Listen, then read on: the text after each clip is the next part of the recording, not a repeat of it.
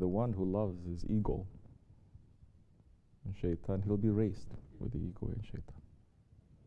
The ones who love each other, that there is a very beautiful hadith. Prophet ﷺ is saying, on the day of judgment, there will come a group of people, they will be coming on pillars of light, that the prophets themselves, they're going to say, who are they? Are these prophets? We don't know them. Are these special, secret prophets? And the angels will say, these are not prophets, but these are from the Ummati Muhammad. That they find each other and they love each other, although they are not related to each other. And they leave everything, their families, their cultures, their beliefs, they have nothing. But they come together and they love each other for Allah's sake. And this is what Tasawwuf and Tariqat is aiming for. So who do we love? What kind of love do we want to put into our hearts? Because for us as believers, let me tell you a story. Once upon a time, there was a sultan. And the sultan, he had a favorite, the one who is close to him. And the other ones are very jealous, not understanding. They're only filled with a jealousy, but instead of taking lesson and trying to understand, they just say, this one should not be like that. I'm better than him. So one day the sultan, to show why this one is special, he called all his ministers together, and he called his favorite one, his Iqbal. And he says, I am the sultan, I am the generous one. Whatever you want, ask, I will give. The ministers were shocked. The pashas, the wazirs say, anything, Ya Sultan? Says, yes. This one is saying, I want 10 palaces. Sultan says, I will give it to you. This one is saying, I want more power. It's given to you. This one is saying, I want more people. It's given to you. Came to the favorite one. And Sultan says, what do you want? He says, you. Understand? Sultan smiled, turned to all his wazirs and says, do you understand now? What do we want? Allah. How are we going to have Allah? It is shown in the most beautiful way by the last prophet, the most perfect one. And Allah is saying, if you love my prophet, I will love you. This is Quran. So now Tasawwuf is running to have more love to the Prophet ﷺ, through a guide, through a sheikh that is going to be a wasila. Otherwise, everyone's understanding, it used to be everyone's understanding of the Prophet is through books. Now nobody reads books anymore. Everyone's understanding of the Prophet is through Google and internet and YouTube. You understand?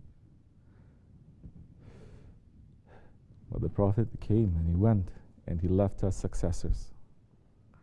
And these successors, they don't point people to themselves. They point people to the one who is higher than them. That one is pointing to the one higher than them. The one pointing to the one higher than them. Everyone is pointing to the Holy Prophet ﷺ. And the Prophet ﷺ is pointing to Allah. Because we are very far away from Allah. We cannot connect ourselves with Allah. Allah is close to us. We have to find out ways to come close to Allah. Allah is saying, seek the best means to come close to me. You're right, this is an ayat.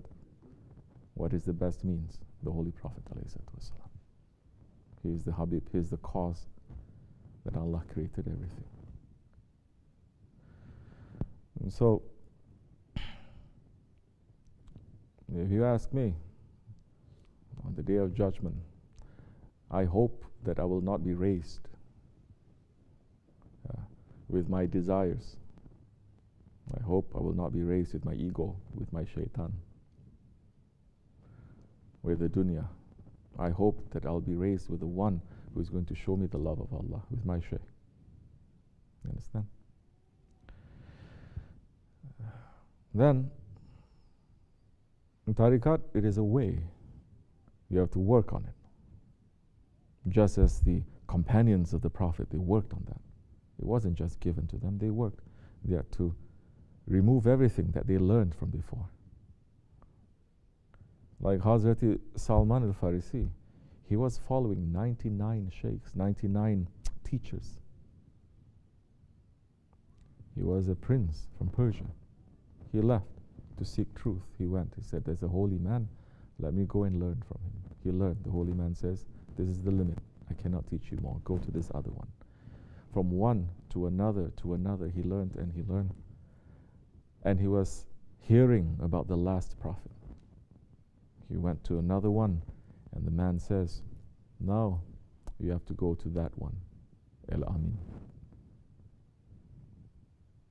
You have to learn from him. That's when he found the Holy Prophet ﷺ. This is also a secret there, because Salman al-Farisi, Qaddasallahu Sirr, is also one of our grand sheikhs. And this tariqat, especially, understanding that the secret of Islam and the secret of spirituality, of tasawwuf, quickly it passed to the Ajam, not to the Arabs. That the Holy Prophet ﷺ himself said to the Ajams, to the non-Arabs, it's not just meaning the Persians, meaning to the non-Arabs. If spirituality is as high as the stars, they're going to jump to get it. They're going to jump to get it. That's why you see a lot of people running to find spirituality these days. They are non-Arabs, as it was at that time too. So we're not saying we are better, they are better. No, our Prophet's saying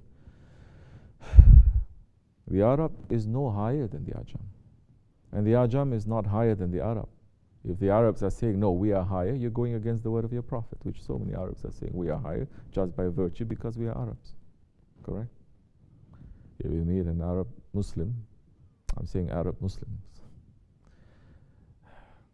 it doesn't matter if he owns a corner store in the city selling liquor, doesn't matter. If you say you're Muslim, he says, oh, alhamdulillah, you speak Arabic? First thing he says. No, we don't speak Arabic. We speak the language of the Rabb, of our Lord. There's a difference between Arabcha and Rabcha. So here in Tasawwuf, we're trying to learn the language of our Lord. And the language of Allah subhanahu wa ta'ala, qalb, it is the heart. Yes. So now, in tariqat, we are trying to learn what is in our heart. Really, sincerely, what is it that we put in our hearts? Our heart is the throne of Allah. Are we putting Allah? Are we pretending that we put Allah? Are we really being sincere, following the Prophet ﷺ? Are we just doing it so that other people will not say anything to us? Are we doing it because we're going to gain acceptance? Are we doing it sincerely? It doesn't matter if who accepts us or who doesn't accept us. Are we doing it for show? Or are we doing it sincere? So tariqat, especially in this most distinguished Naqshbandi order,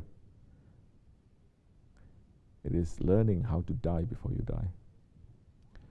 You know when you're going to die, you're going to be asked a lot of questions.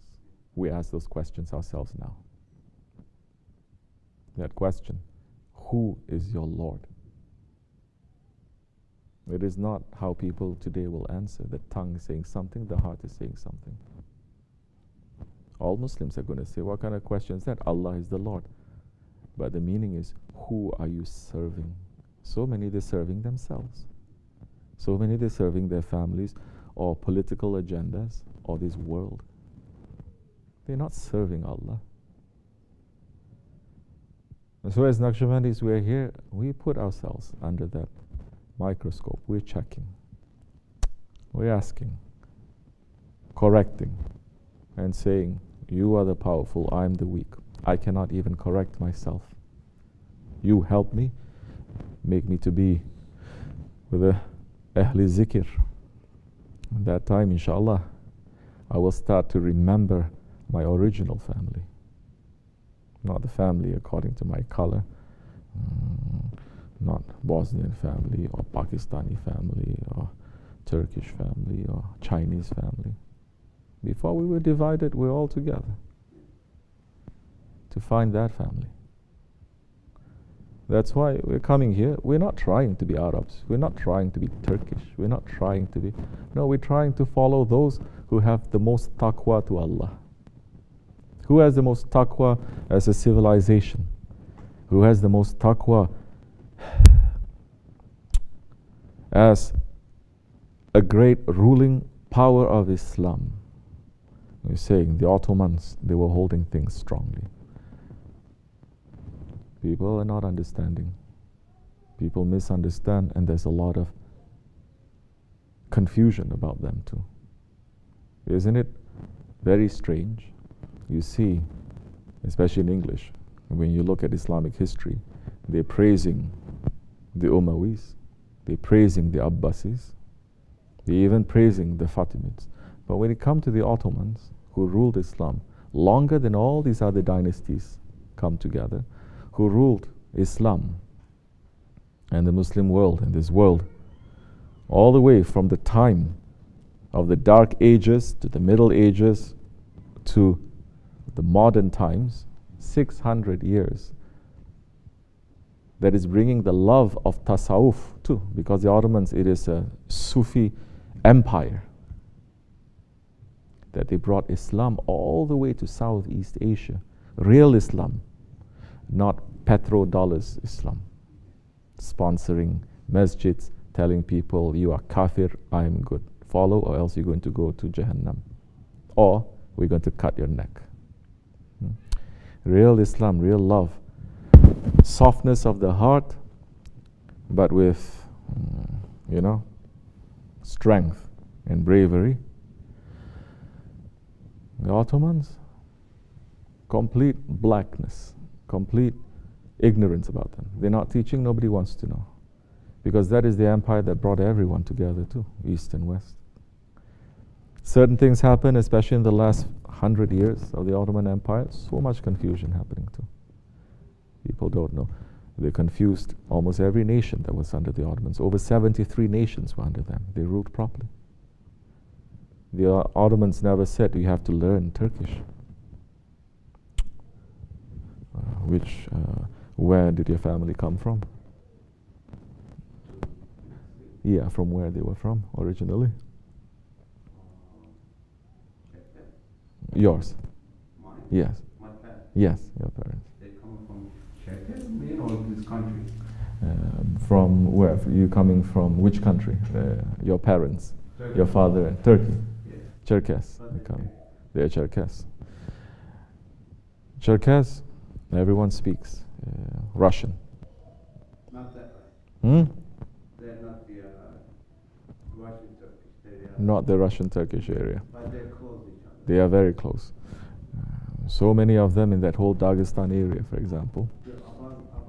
Abaza. They're not talking the Russian side. Karachay, Adigaz. Yes. Where is Cherkess? He's not here. Yeah, the Cherkess is not here. Okay. Yeah. If you look, there are so many people in Central Asia right now that they were just ruled by the Russians, say 50 years, 60 years, 70 years. Everyone. We have Murids all the way from Kazakhstan. Everyone speaks Russian. It is a second language. People look at it as something that is very normal. Correct? It was 70 years that they were ruling, say. Let's give it that much. The British, they were ruling India for how long? Say give them 200 years, not even. The Spanish, they came to South America and they started ruling again 150 years. But all these countries now, they speak more the language of those who came to them than their own language. The Turks, they were ruling. Over 600 years, 73 different nationalities, hundreds of kingdoms. But because Islam is saying, you don't impose, you don't force. Everyone, Allah is saying, we have created you into different tribes, different nationalities, for you to come together and to learn from each other. This is what we are doing. So it's important to keep your identities and the secrets of your identities. The whole point is not to try to copy someone to become. The whole point, this is very tariqat, is to find your own secret, what Allah has put to you. Ottomans were able to be successful because they were doing that. When it became nationalistic, that's when things started falling. Inshallah, we want to be raised with good ones.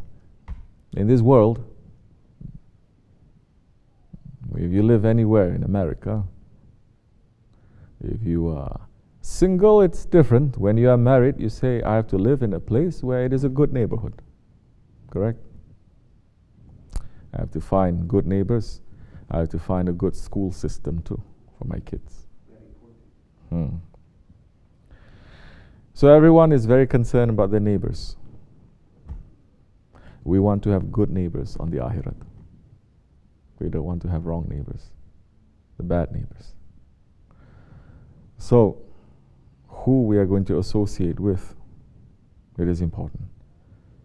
Because Hazrat Ali Karamallahu Wajha is saying, knowledge is coming from the Holy Prophet ﷺ. Everything that Hazrat Ali is learning is from the Prophet. He's saying, the religion of a person is according to the friends that he mixes around with. This is why our tariqat, it is based on sohbat, association. Inshallah, may we be raised with the good ones. We are trying. If anybody thinks you're better than anyone else, go to the toilet. When you're sitting there, say, that is your throne. That is your throne. And understand the dirtiness that comes from you. When man becomes arrogant, he becomes a Firaun. Firaun became Firaun. Why? Because he learned the secret that he went to the bathroom once in every 40 days. He's able to control himself.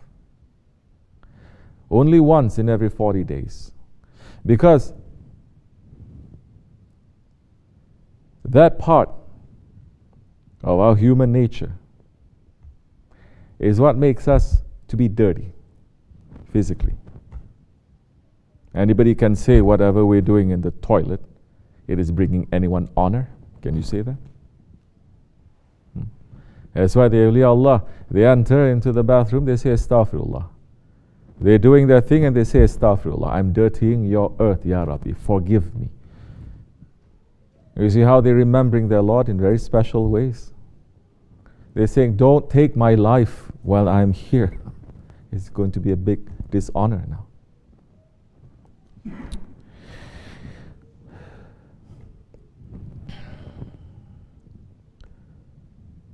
When Christianity came to Australia, they could not force so many of the Aborigines, original people that were living there, to become Christians. You know why? They bring picture, they say this is your Lord, da da da. They say you have to worship him. Number one is already, you know that something is wrong if they say this is your Lord and your Lord is blonde and blue-eyed like the one who brings you that.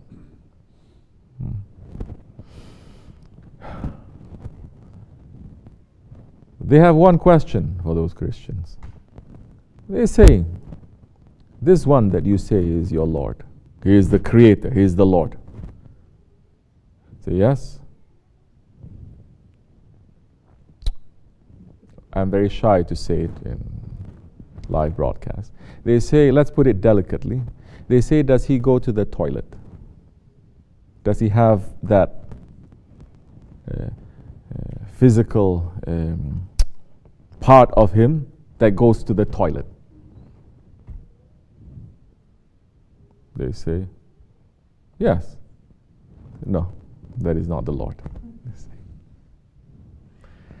In fact, their word for their Lord is the one without that. The one who is without that, that is the Lord. Which means that Islam, it is given to everyone. It is not a religion that you just learn, someone just come up. Another big sickness, people learning Islam from unbelievers. Unbelievers saying, in the year 622, one shepherd, one camel herder, an orphan, went into a cave and he heard voices and he comes out and says, I'm a prophet. The people threw him out, then he started raiding caravans. Later he went to Medina, he waged war and he took over Mecca, and from then, by the sword, he conquered the world. This is what every encyclopedia is saying. We're learning it from them. We're not learning it from how the Muslims, how the Prophet, how the Sahabis, how the Muslims themselves and the believers describing their own Prophet. How are they going to understand? How Muslims are going to understand?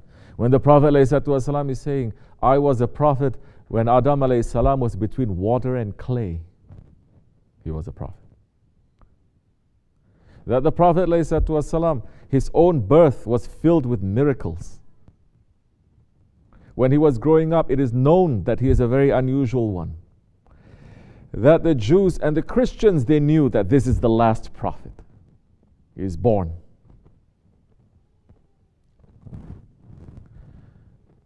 That he by himself knew what he was, and everyone knew that he is Al-Amin, the trustworthy one, Siddiq.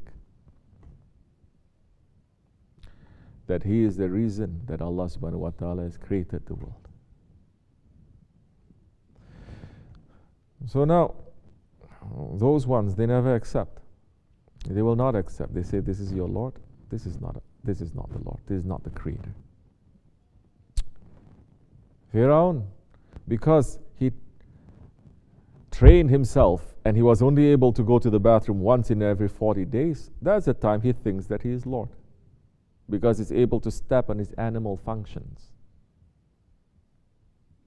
You say, because those are one of the things that you will not be doing in Jannah. You'll not be going to the toilet. All those dirty functions is finished. You will get a new body.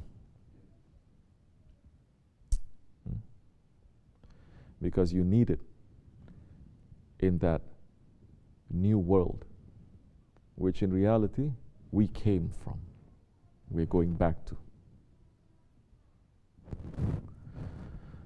So they're saying that. And that one is saying, no, that is not the Lord. Because Allah subhanahu wa ta'ala is saying, even to the Christians, continuously, you are claiming, you're worshipping Jesus and his mother. And Allah is saying, don't you know? Doesn't he eat and he drinks? That is enough for a person of understanding. Like they say in Turkish. Once you see a minaret, you know that there is a city, there is a village there. You don't have to see the whole village to be convinced it is the whole village. If you see the minaret coming, you say, oh, there is a city there. From a person of understanding, the signs of Allah is enough. We are the millat of Ibrahim alayhi salam. That Ibrahim alayhi salam is showing us.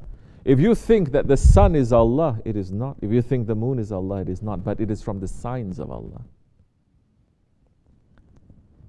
In tariqat, it is to make us not just to do, but to think why we're doing. When we come back to our own understanding, that time we'll be able to know Allah and to worship Allah, to fulfill the reason of our creation. You understand? Nothing else. Those who wants, you're welcome. Those who doesn't want, you're welcome. Everyone is free for a short while. But if everyone thinks that we can get away with anything. This world must teach you that if you go to McDonald's and you buy one bottle of water and you leave without paying, they will arrest you. Allah is giving us everything. And He has not put a condition. What is the condition that He has put us in reality? Is Allah in need of our worship? Hasha, no. Is Allah in need of our shahadat? No. Does Allah need us to fast for Him? No. Does Allah need us to give sadaqah, to give zakat? No. Does Allah need us to go to Hajj? No. Allah is beyond all need. What does He want from us? He is saying in the Quran Al-Karim, eat and drink and be thankful. Be thankful. To thank Him. To remember Him and to thank Him. That's all. Inshallah, may Allah make us to be thankful ones. Wa min Allah tawfiq. Fatiha. Amin.